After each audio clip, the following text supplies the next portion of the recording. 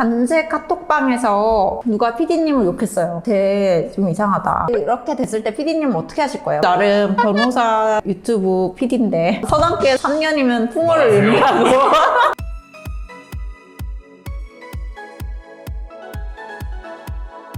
헬로 부동산 형사 전문 이승은 변호사입니다. 오늘은 악플 다시거나 아니면 단체 카톡방에 남의 명예를 훼손하는 이야기를 올리시는 분들 있잖아요. 그런 분들 법적 조치를 취하시려면 어떤 것을 할 수 있는지 알아보는 시간을 가져볼게요. 처음 말씀드리고 싶은 거는 형법적인 부분이에요. 악플을 달거나 아니면 1000명 넘는 단체 카톡방에 누구와 누구가 내연관계라는 글을 막 올려요. 그러면 이때 어떤 문제가 있을까요, PD님? 명예훼손.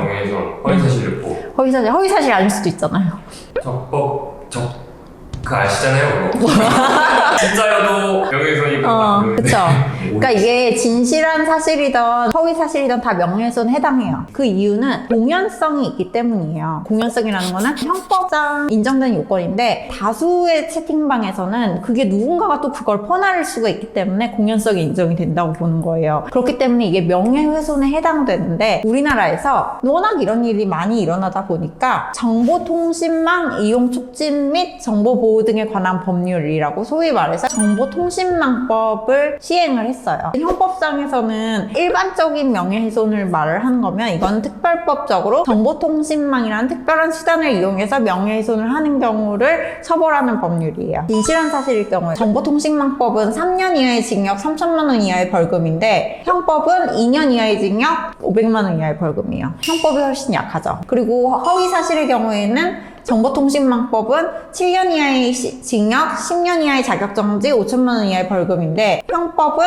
5년 이하의 징역, 10년 이하의 자격정지 또는 1,000만 원 이하의 벌금이니까 형법이 훨씬 더 약한 거죠. 좀 더 강화된 법률로 정보통신망법을 마련을 한 거죠. 단체 카톡방에서 누가 PD님을 욕했어요. 쟤 좀 이상하다.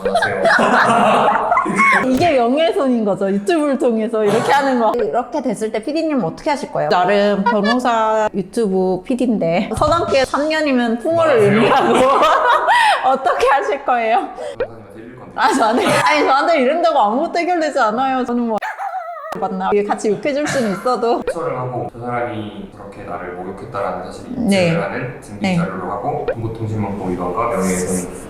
맞아요. 잘하셨어요. 캡처를 일단 하셔야 되고요. 누가 그걸 했는지를 특정을 할 수 있는 자료가 필요해요. 자료를 수집을 해서 경찰서를 가시면 돼요. 굳이 변호사 필요 없어요. 내가 고소하러 왔다라고 하면 출력한 자료를 다 내고 고소장에 정보통신망법 44조의 7 제1항 2호 위반으로 명예훼손을 고소한다라고 하시면 돼요. 그러면은 거기서 알아서 다 조사를 하고 경찰서에서는 그 통신사실 조회 요청을 할 수가 있어요. 그래서 그걸 통해서 카카오를 상대로 이 사람이 누군지 를 특정해달라고 얘기할 수가 있거든요. 물론 특정이 된 상태로 고소를 하면 더 좋겠지만 전부 다 알 수 있는 건 아니잖아요. 그 사람 핸드폰 번호도 모르고 그 사람의 이름도 모를 수도 있는 거잖아요.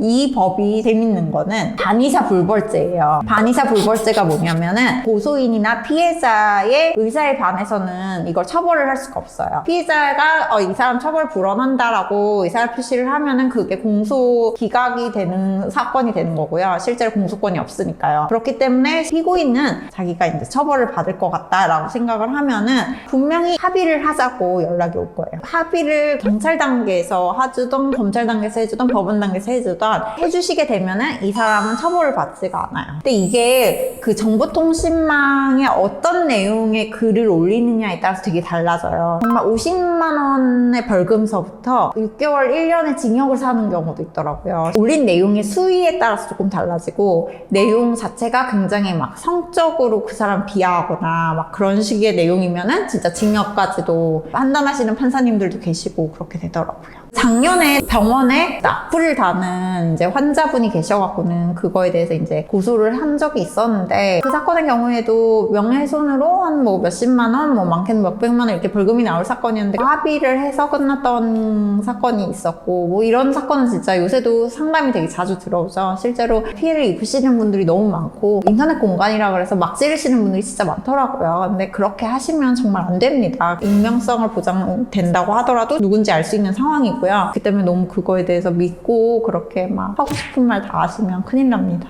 오늘은 악플이나 인터넷상 게시글 댓글로 고통을 호소하시는 분들에게 어떤 식의 대처 방안이 있는지에 대해서 알려드리려고 영상을 찍어봤습니다. 제 영상이 도움이 되셨다면 구독, 좋아요 부탁드릴게요. 감사합니다.